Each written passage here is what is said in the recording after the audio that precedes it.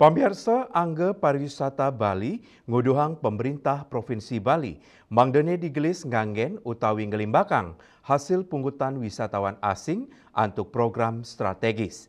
Program-program strategis inucat membuat pisan nampenin pikobet ring Bali skadi baga lingkungan saha budaya.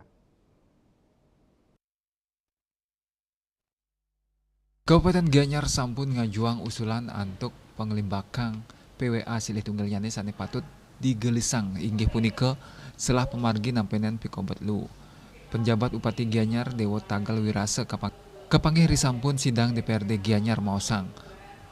Pawigunan PWA kabijakannya wenten ring provinsi. Gianyar are sampun ngajuang usulan ke provinsi untuk pemanfaatan bantuan keuangan khusus punika angin nampenin pikobet lu.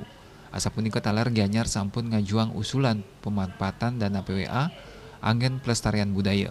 Dewa Tagal ngawuhin selami puniki ring pangupaya nampenin pikobot lu Gianyar sampun maut saha silih tunggil matutang kerama antuk laksanayang pengelolaan sampah berbasis sumber tur nenten nadosang lu mencampur ke bakte ke TPA Temesi ngawit tanggal siki Mei warsa kalih tali 4 nanging ring pemargen program pemilahan sampah gakan tenang nenten sida digelisang mawinan kantun muat tanggalah Wirnaya Bali Pos.